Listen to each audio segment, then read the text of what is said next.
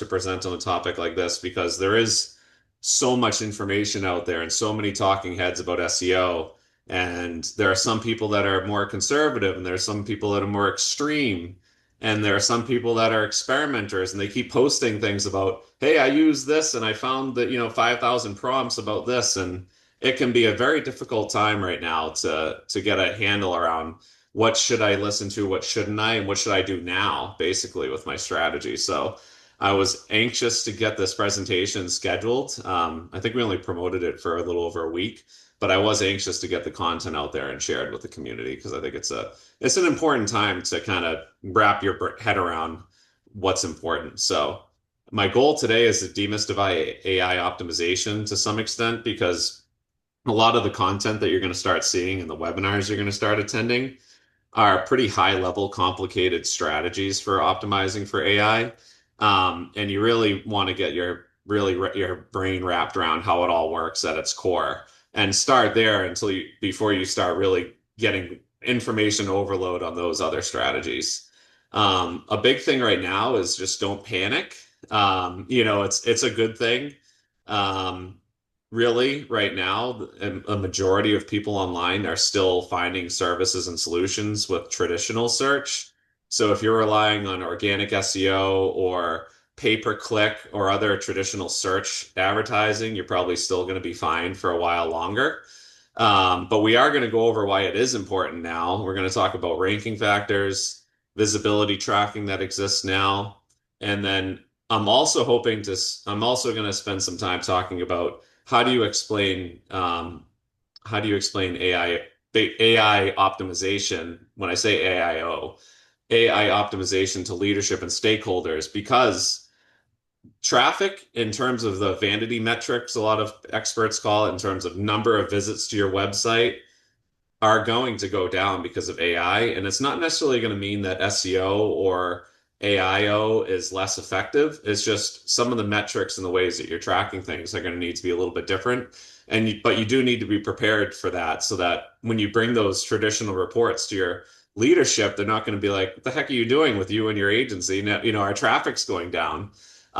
So I am including some information on that to keep that a focus. And then that's where we'll most likely pause for Q&A. And then if we have time, we're going to go into the foundation of what you can do now to increase visibility and get ready for the future. So why does this matter now? All that being said, is that currently there's a very small portion of traffic online being really sourced by AI and LLMs and answer engines and things like that. And now you're seeing Google search and AI mode.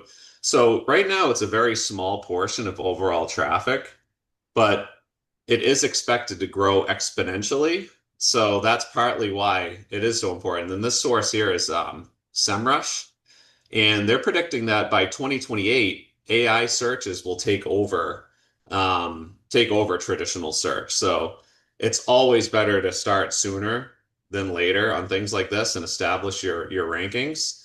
And the good news is, despite such a low amount of people using these already, the conversion rates on the traffic you do get are really good. They're basically the same or higher as the conversion rates you would expect from your most competitive, most important keywords on traditional SEO.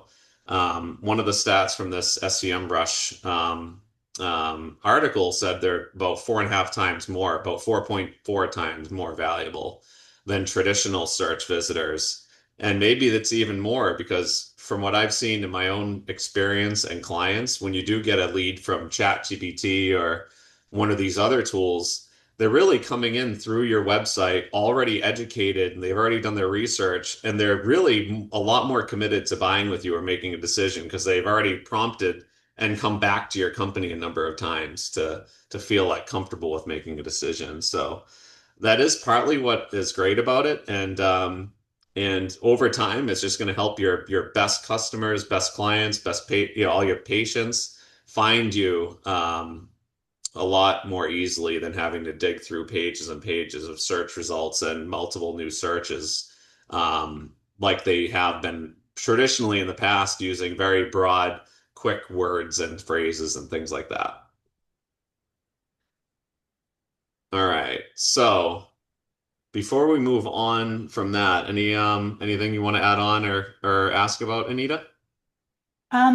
I just want to make one small point that SEMrush is a great resource because it's very well respected analytics firm. So when you see a reference to them in Barron's, Wall Street Journal, New York Times, things like that, it's very legit. And it's I think when we see something that's quoted by this company, it's not just some random person saying, AI is coming, AI is coming, or it's not going to come. This is based on data that they've been gathering for a number of years, and it's quite legit. And it confirms that AI is here and it's growing like crazy. And it's all either, I've been hearing references of either get on board or get out of the way.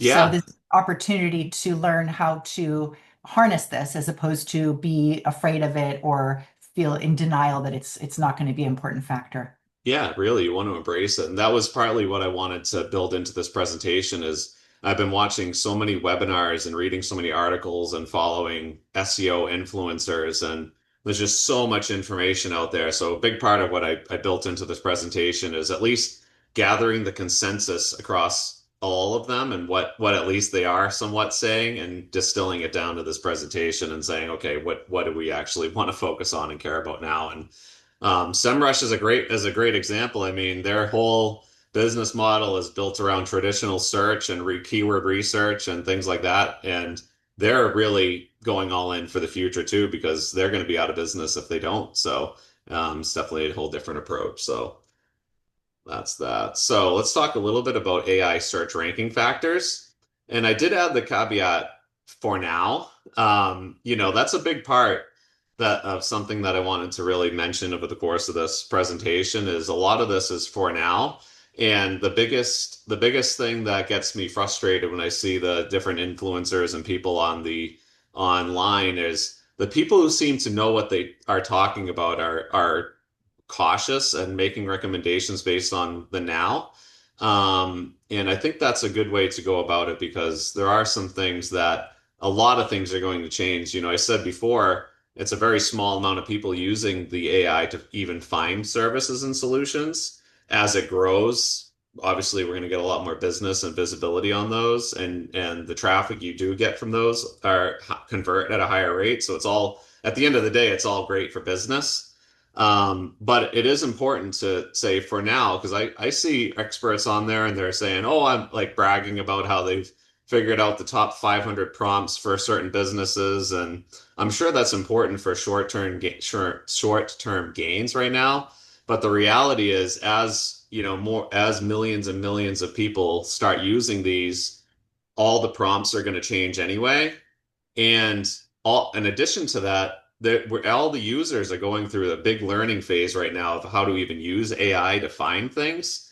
So, if you go on AI and you prompt, you kind of quickly realize, oh, I need to be more specific. I need to give more context. And a lot of people don't know how to do that right now. So I feel like the prompts that are out there right now are very basic. And in the course of 6 months, people are going to get a lot more sophisticated in how they prompt and how they find things on AI. So that's also why I say, pump the brakes a little bit, focus on what is working, and really focus on adding content and focusing on a strategy that's putting everything out there in a way that is quality and really geared towards your audience. So that's a little bit of a tangent about why I put for now at the beginning of the presentation. But for now, going back to the consensuses, brand mentions are the main thing, the big buzzword that I feel like you keep seeing across the internet. It's putting a renewed, in my world, digital marketing, like emphasis on PR. So if you can get cited by authoritative articles and publications and things like that, that is getting a whole new kind of push in how you'll appear in AI search. So just keep that in mind when you have those opportunities to get your name mentioned. What's interesting about it is it's not as directly tied back or as important to get the backlink for those mentions. So before you hoped, oh, I want to be at all these articles and have people link to my website. and increase my traditional SEO, which is still very important for that. But whenever you can get your name in a conversation or in an article, that is going to have a big impact on your visibility. And that extends to LinkedIn and social media and things like that. If AI is scanning through those, and if they see that people are talking about your brand and hopefully positively, they're more likely to reward you with better visibility. Here's another one that I kind of put on the for now because it definitely is for now. It definitely is a big factor now, but being featured in awards lists, um, industry publications, that's actually should stay. But top provider list, they significantly boost AI citations. And the thing that people are frustrated with now, and I had a client recently that was frustrated, is those awards lists, those top providers, they're often pay to play kind of things. So it is a little bit annoying how a pay to play thing like that is actually going to reward your, your ability to get mentioned and ranked.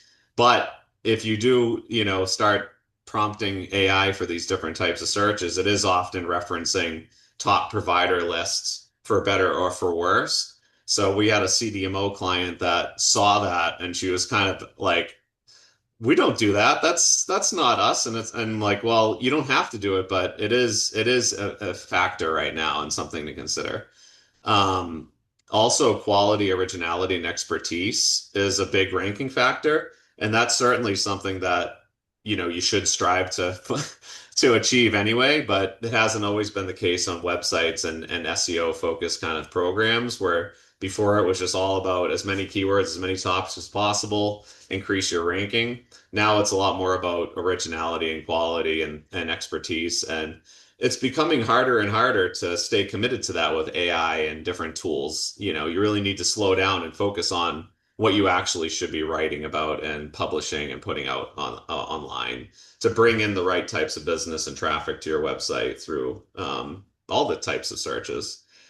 Statistics and citations. Are frequently cited by AI. So if you're having a case study or you're talking about all these outcomes your company, helped produce, really putting that in a well-structured, like in my next bullet, well-structured, well-formatted content does increase the chances that if somebody asks for a solution to a certain business problem, it will actually reference your statistics and things like that in their recommendation. And then the other thing that is a big ranking factor is freshness and updated content. So that helps a lot, especially with the people coming to this webinar to know you can commit to fresh, quality content. And even if you aren't getting rewarded in the short term with really high traditional search rankings, the AIs do reward you faster. We've seen that's one of the things I've seen for my own company where we've been really committed to doing webinars all year. We've been making blogs and things out of the webinars plus other content. And we've made great progress into the top couple of pages on a lot of our target terms for our own agency. But we're actually seeing the leads come in more so from ChatGPT and Perplexity because the top 10 on Google is like this ironed, like Google's like, we've been referencing these sites for years and it's worked for us. So it makes it a lot harder for new content sometimes to crack the top 10, let alone the top 3 or 4. So the good thing is by really committing to those efforts, you're being rewarded a lot better by the AI tools. And it's only a matter of time before there are more people using those tools anyway, to find services. So just wanted to throw that out there because SEO can be daunting to get into those top positions. But if you're doing things right, it does seem to be rewarding you in AI searches. Now, the next big hot topic thing is, tracking AI visibility. And this is where I'm kind of one of those kind of like just pause and wait a little bit kind of approaches. But, if it's a huge priority, there are tools out there that you can use. Personally, I've been testing different prompts manually using the different AI tools. So you can go in incognito and try for yourself some of the prompts that you would want to show up for in an AI search and see where you are or aren't at all, and get a feel for your own visibility. And then once you get done doing that for your key areas, you can go into incognito mode again and ask the AI tools, describe my brand. What about my ask questions about how it perceives your company and your brand and what you offer, and see if there's a mismatch or a disconnect.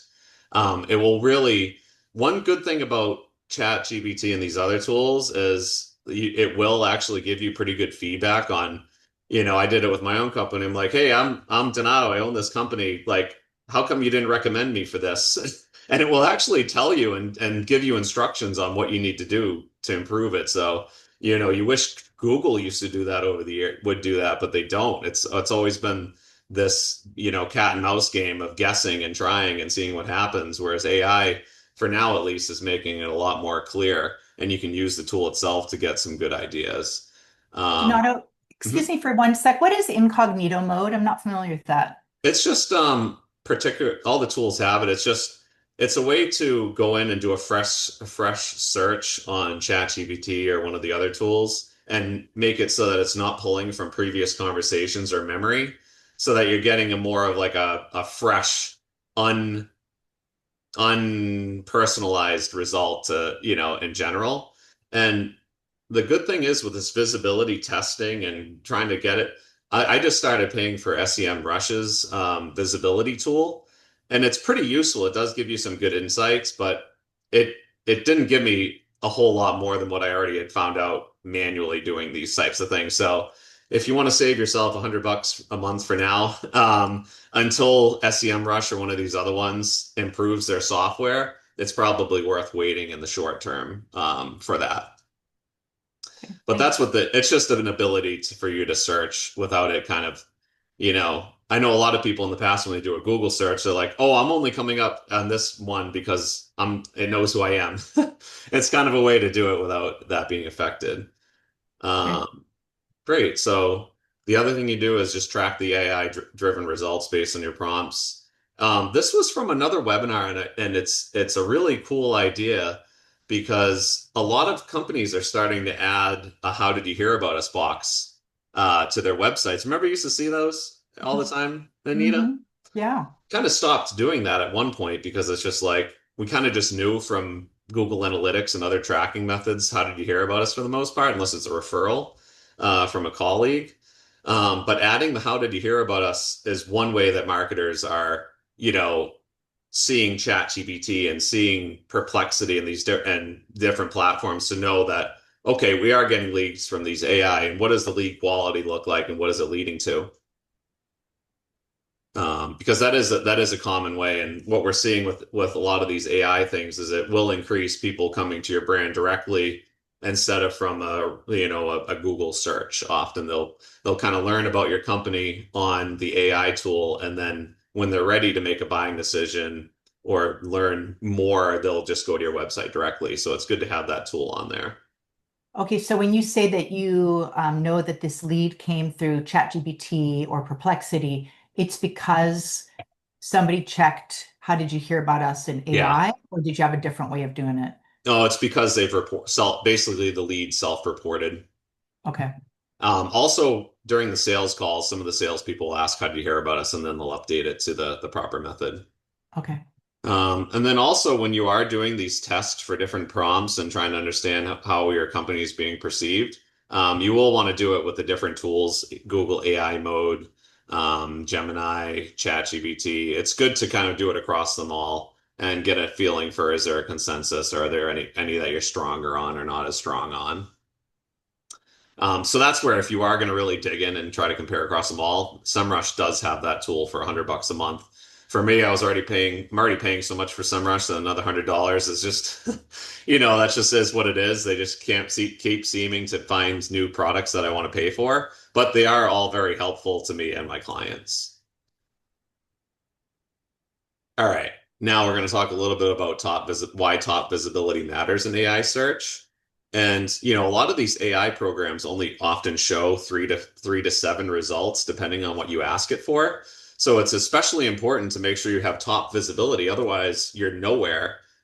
Which, in reality has been that way for quite a long time on Google search anyway. It's just that if you were at the bottom of a page for a super high volume keyword, you could still get some of that activity.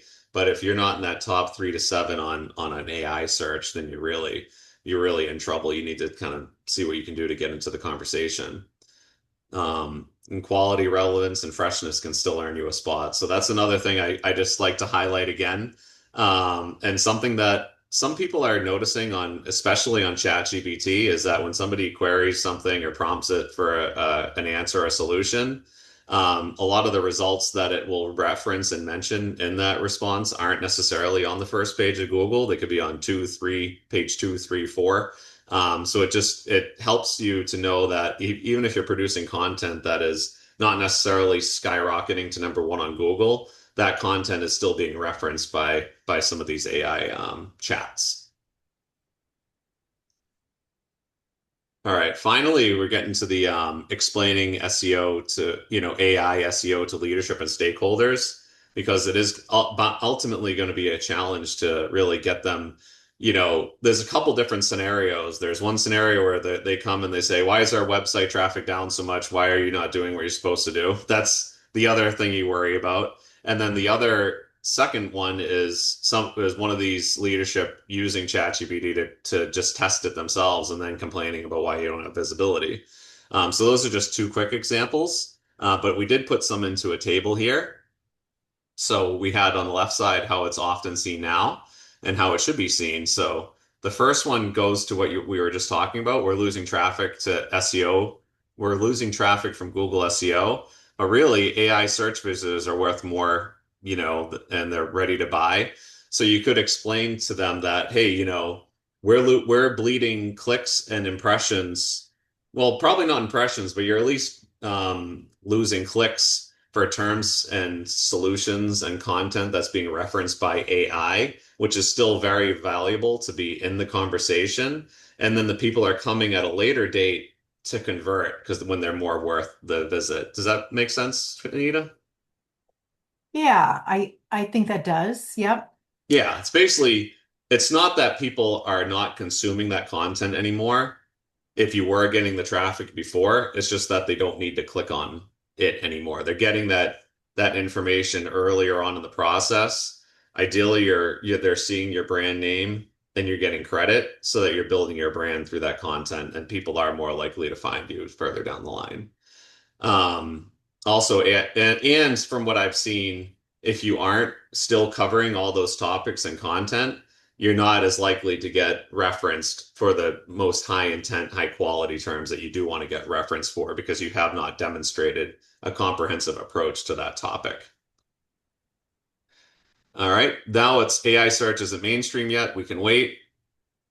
That's one thing that people will say, and really, it's better to start learning it now and increasing your visibility and committing to it and adjusting your strategy over time instead of jumping in and being way behind, especially if the sources stay the same as they are now, Anita, where once you do everything you can do, it comes down to being mentioned on certain websites and sometimes on certain lists. And those could be pay to play, they might be free. They all take time and energy. So if you don't commit to getting on those most authoritative sources early on, it's going to take that much longer to achieve the visibility that you need to get on these AIs. Because, like we said, it's only the top 3 to 7. And on top of that, most likely they're going to find a way to monetize it and get sponsored results in these chats, but there isn't now. So if you're not able to buy placements on those and you're not showing up in AI visibility, it significantly limits your ability to market effectively. This one here, it says this will require a completely separate budget. And in reality, right now, AI SEO builds on existing SEO work. It can be a separate investment. There are AEO agencies out there that will say, hey, separate from your SEO, you should be investing this much in AI optimization. And if you have the budget for it, sure, you could make it two separate efforts but for now, you can make it more of a joint effort so that you're not having to double your investment or even increase your current investment in time in SEO. But you do have to change the way you're doing it somewhat to get up to speed and increase your AI visibility. I think that's a really important point. Even just recently, I had a conversation with somebody about um, optimizing SEO, and do you need to do that for each of the AI-powered search engines? And this kind of answers the question that they all draw upon the same data that's available online. So it's not like you need to have four different accounts and you're working on increasing Yeah, visibility for each account. The benefit is that it's all pulling from publicly available information. So you just need to do your job well and completely and keep refreshing and providing good quality content. And you don't need to worry about optimizing for each one, the Gemini and the Chat and the Bing and everything. yeah. Not when you're just starting. But once you do start measuring your visibility, there might be little things you might tweak or change. And, you Okay. might find that to come up in perplexity with an answer engine, you want to have more quick question and answer type of content and have Okay. more stats cited. But in reality, right now, if you're just trying to be an early adopter and do the best you can, just being aware of it, monitoring and optimizing content is a great start and having to be and focusing on quality. So you are still right, Anita, but at least it Okay. can be all part of one overall effort. And what you're really trying to do is put as much information on the internet as possible for AI to reference and understand your company and your brand, where you add value, what your strengths and solutions are. And Mm, you want all that to line up with your business model and drive the right types of traffic to your site and to okay. your business. Okay. So then the next one is let's focus on traditional keywords only. It's really about building the brand. So PR, content quality, everything we're talking about. So that's a little bit what's exciting with AI and and where it's going is it's really giving a good kind of commitment to quality and what really separates your company from another.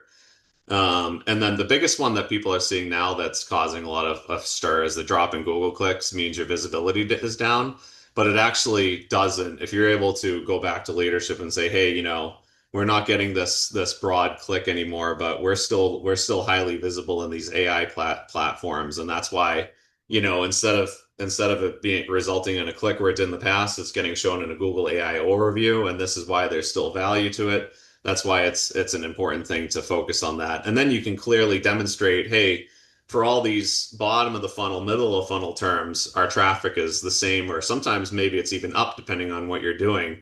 You can prove that the highest business value terms are either staying the same or growing, and the loss of impressions and clicks is more so hopefully from that. So I know that's what we've seen on across some of the ones that we've audited is, hey, that 200 clicks you lost, that was for like a term like what is X? And you're still getting reference for that. They're just not having to come to your site anymore for the answer. All right. So that was the beginning part of the presentation. So we did try to front load the AI, and then I can get into more of the how to and basically the content around, okay, knowing all this, how does this tie in with traditional SEO and what do we need to do differently moving forward? But before I do, since I know a lot of people came, I'm just going to check. And I think there was one question lingering. Do you want me to read it? Oh, I love it. Yeah, no, I got it. Okay. So there's a question that says, I've heard a lot about AI generated content and whether or not a company or a brand is being punished if they use it. What is my take on that? My company is very niche. I don't want to use AI generated content per se. So that's a really good question. And that was something that a lot of people were afraid of. Like, if I use AI to write my content, is it going to create penalty issues online? And the Ahrefs. I think I actually said it right this time, but they're a competitor to SEM Rush, Anita, and Okay. Ahrefs did a very thorough study on this recently, and they found that there was really no penalty for using AI generated content in search results. Specifically, there especially was no penalty for AI human assisted AI content and purely human content had very little, if not any, impact on if a certain type content was going to rank. The key is you can't just write a bunch of generic AI written content and expect it to rank or be referenced at all because AI is going to know this is a bunch of crap I already knew. Like there's no reason for me to cite it in place of a previous thing. So if you just use purely AI content, it's not going to provide any additional value to the internet or anyone out there. So it's not going to help your cause. But if you're using AI with your own unique experience, insights, and ideas to execute that content more quickly, this what the study showed was that you're not going to get penalized for that. So So there still is a place for artisan copywriting content in the world, right? I think that's the difference. I think it's an even playing field. Everybody has the tool, and AI can more quickly tell is what you wrote better than that, and if so, they're going to give you the reference and the reward. But you do have to do it in a quality way, and you need to have, if possible, statistics and things like that to really show that it's better content. But using AI to help write the content and get the points across it doesn't seem to cause any penalty issues. All right. Another question was, I'll just type I answered that live. Does AI look at websites, web traffic as a metric for authority? That's a good question. So the question was about whether or not AI looks at your how much traffic your website gets as a part of the ranking factor. And it can depend a little bit on which AI you're talking about. Um, for instance, Google AI mode, will actually factor in signals from your website about, what's the bounce rate of the website. They already do right now with your own rankings. If they start ranking your page number one and people go to it and leave right away, then they're going to drop your ranking. So there are certain metrics with your own website that will come into play with whether or not AI is going to reference your site. Plus, there's all those third-party citations that will affect the ranking too. So I hope that helps with that question because in terms of web traffic, or if not traffic, then they at least know how much content your website has for different topics and how comprehensive your website is for those topics. So a little bit different than traffic, but your website in general, of course, has a huge impact on AI and referencing your website because the more that you can put out there that's good quality and is relevant to your target market, the more likely AI is to reference it when somebody's using AI to find solutions and things like that. All right. So those were our two questions at our halfway-ish point. So I'm Can I glad we ask? ended up front loading the AI related content. And Yeah. then probably what we'll do is, everybody's still sticking around, so that's great to see. I think I'll go through the how-to part next and highlight kind of what's new and what's traditional and how they play off of each other. All right, so these are going to be some of the steps towards increasing AI visibility. The first one, and like I said before, this is a lot of that consensus type of information. Be the source, publish the best, most authoritative content, be included, get listed in the sources that AI already cites, and replace the source where necessary, is where you're outperforming currently cited content.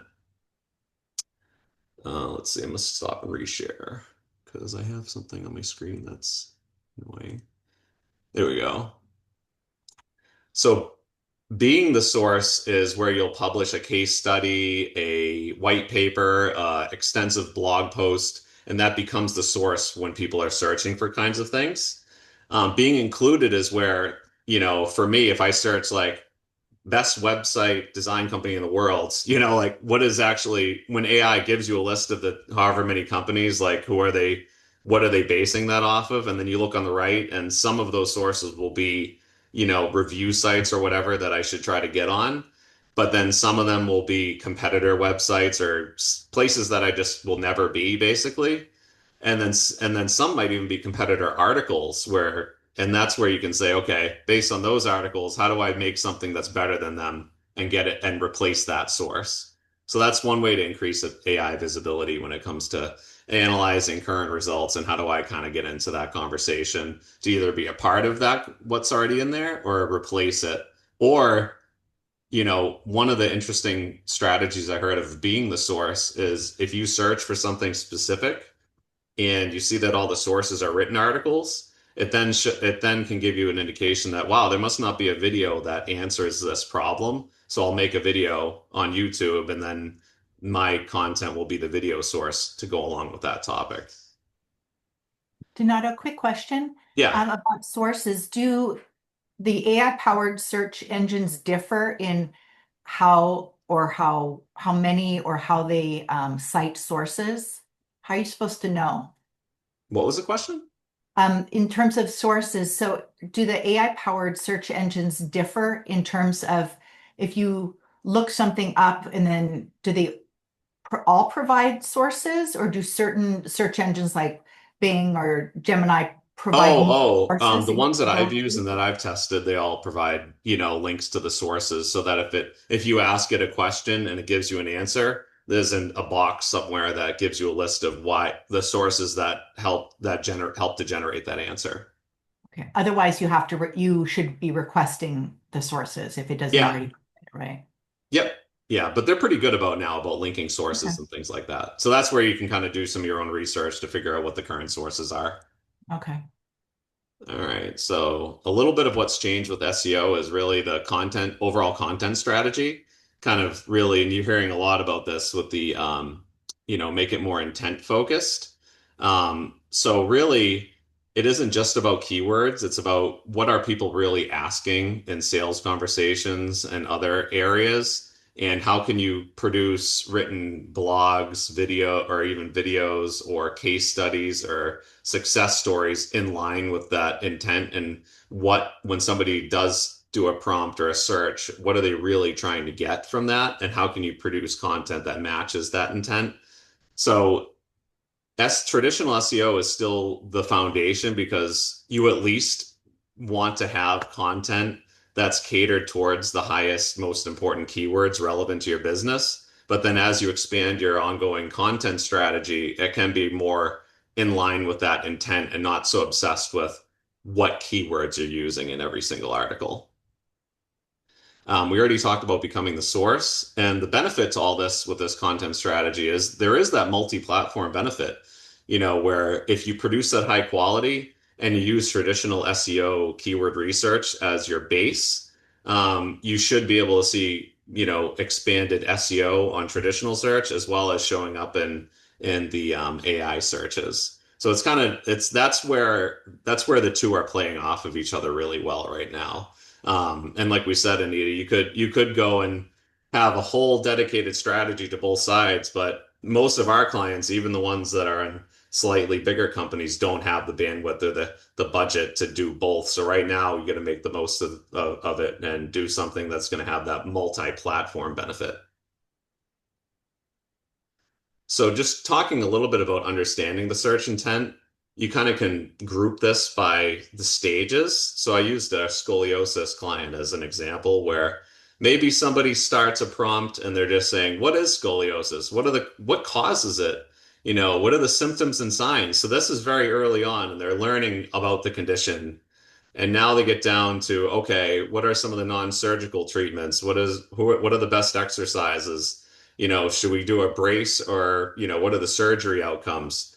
And all along the way, if you're producing content for each of these stages, and you're in the scoliosis, business, whether it's bracing or surgery, you want to have content that covers that because you're going to get found very early on in that process, and you're going to start building that brand trust so that by the time you get down here, people will start asking for a top scoliosis treatment centers in or a specialist for adult scoliosis treatments. And if you are answering all these questions and showing your authority over that topic, you're more likely to then get referenced when it comes to the high value types of prompts. And this is what we're seeing. I wanted to just squeeze this one in here. This is where they'll start saying your company's name, scoliosis treatment reviews. because that's where it's like, okay, I've heard about this company doing my research. Now I want to learn more about them as a provider. And that's where they'll ask questions like reviews and pricing and all that type of stuff. And that's where you want to make sure that that's basically going to lead to that to you. But that's also why it's very important, Anita, for brands to monitor their visibility and their perception by AI. Because if you do a great job at early and middle, and then you get to the end, and AI is like, there's mixed complaints about the effectiveness, and Yeah. you can change that perception on AI with better case studies, reviews, things like that over time. But I mean, talk about just such a letdown if you do everything great and you get to the bottom and AI doesn't have enough to say like, what if somebody searches, does X procedure really work? And then AI is just like pulls some random article saying that, written by whoever that says it didn't. So that's why it's important to really pay attention to AI because it really can shoot your company's foot, right at the finish line when you're finally going to get that result. So just going to kind of quickly go through what you can do now. You want to organize your topics, create a keyword universe, find your prompts, and then just continue optimizing. And that's where the traditional SEO kind of just, comes in. So when you're organizing your topics, you think of what are my topics around my service? What are my subjects that I need to cover? If I have a product, how does that all come into play? And then I did just end up adding the brand for that reason I said, Anita, where it's like, how does AI perceive the brand so that once people are ready to buy, if they ask if they ask us about our company, what are they going to say? And Mhm. your brand perception on AI is also going to affect whether they recommend you in the first place. If AI thinks your procedure doesn't work, it's not going to recommend it. So that's when you would shift and try to make sure there's a lot of content and data and case studies talking about how it does work, so that Mhm. AI reads all that and they're like, oh, I guess it does work. It'll change that, that perception. This has been a term that I learned in one of the recent webinars, but it's the coolest term. It's keyword universe, and it's so true.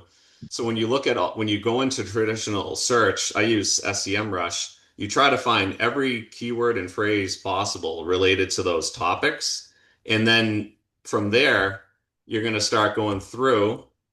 This is just some information about how to find those words.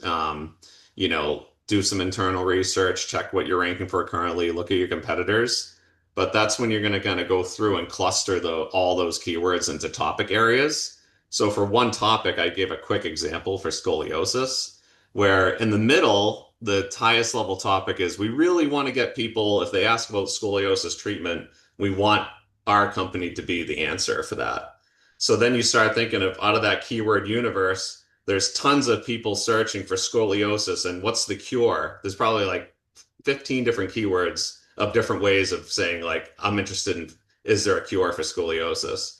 What are the types of scoliosis? What are the causes of it? And then that's when you have the success stories and the proof that your treatment works. And all that kind of just floats around and becomes a big cloud around your main topic that you're focusing on and increases your visibility. And this works for traditional SEO and AI SEO. And then what's fun about it, Anita, we talked about it earlier. It all comes down to creativity and differentiation and your content of how are you truly a better expert than everybody else that's out there. Mhm. So it's fun. That's what's great with AI and things like that is it speeds up production, but it does slow down the last 20% and really makes it so you have to think long and hard about what are we doing that's actually adding value to people. What I like to do when you're planning these optimizations is assign those topics and pages into groups.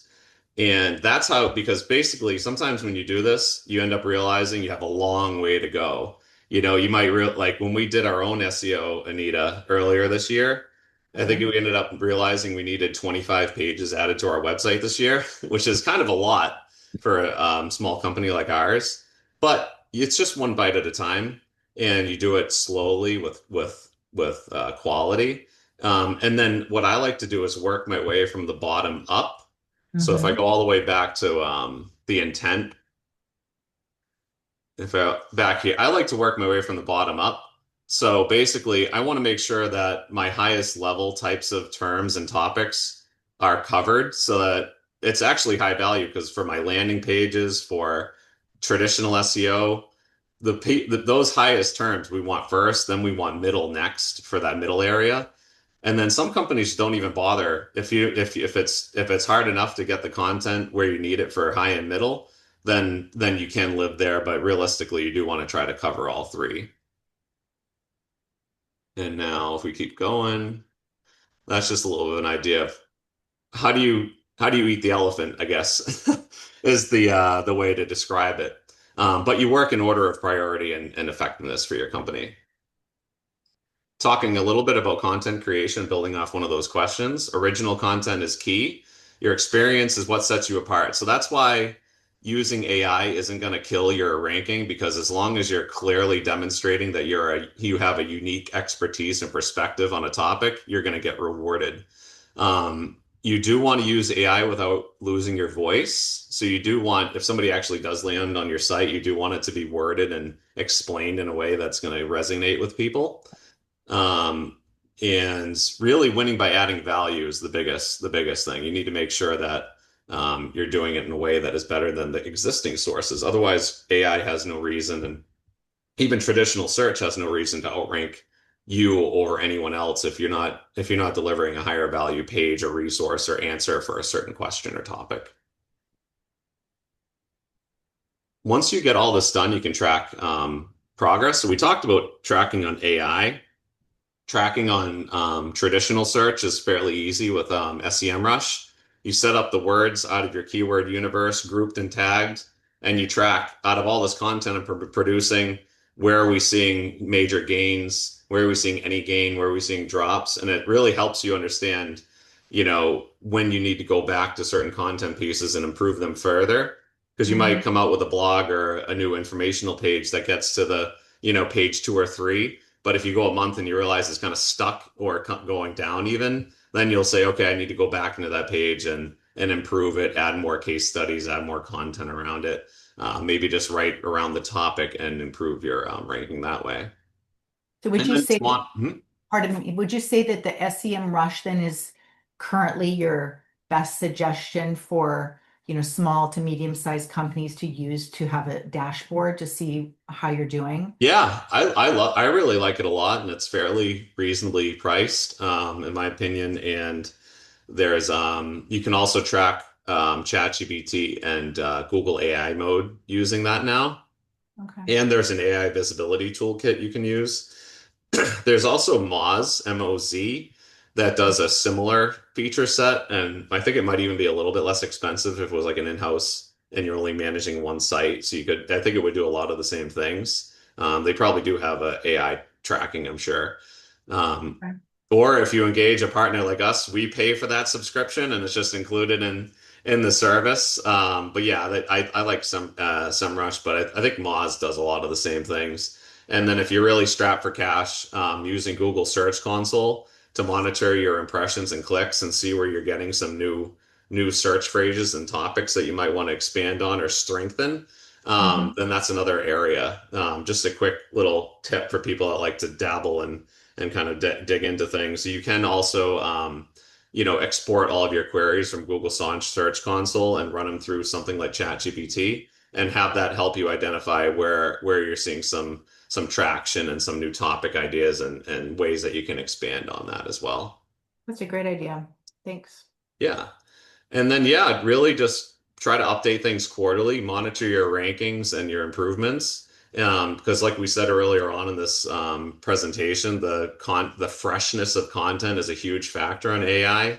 So really going in there and keeping your content up to date is great. And if you see certain things that you're just not getting the visibility on the first time around when you add that content, kind of going back and adding frequently asked questions and other trends into them can help you a lot.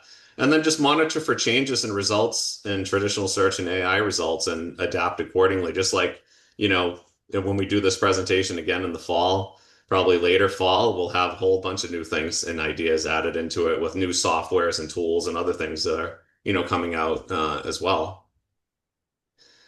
And don't forget about your website. This is all leading to your website. Make sure your site showcases you well, shows you for your certifications, case studies, publications, all these other things are so important. So if your website isn't built in a way to easily add that information, it's going to make it harder to focus on these initiatives and make it easy for people to request information. So So we don't did just end make up it and getting through forget it. it. We Don't did make end it up and getting forget through it. it, We Anita. appreciate it. So I'll take one last peek for any questions, and then we'll be done right within the hour. If you enjoyed the webinar, definitely please consider attending a future one. We're trying to do these about quarterly at this rate on different topics. I'm doing my best to try to set up a panel style webinar in the fall with somebody from medical device, somebody from biotech, somebody from pharma, and have unique perspectives around marketing and into Q4. But I probably will try to connect with a lot of you on LinkedIn just to stay in touch and bounce ideas around for future webinar topics. Mhm. If you are a company that needs Raincastle's services for any of the ones we mentioned before, then please don't hesitate to reach out. Donato, quick question is, does Braincastle still provide like a SEO assessment or an AI SEO assessment? Is that something that the audience can ping you and request? Yeah, that's something that some clients have asked for is just a baseline. What is our search visibility like now, and where are there areas of improvement, and then comparing that to their website to let them know roughly based on what we can see how close or not close they are to, achieving any kind of visibility. Yeah, yeah. That seems like a good first step of figuring out, okay, so this exists, it's a tool, and where are we now, right? Kind of Yeah, map. yeah, definitely. Well, good. Well, and we will share the recording and slides after. And yeah, feel free to reply back with any questions or anything once you have it. All right. We want to thank everybody for taking the time out of the day to attend, and we'll see you on another one soon. All right. Thanks, Anita. Okay, thank you. Bye.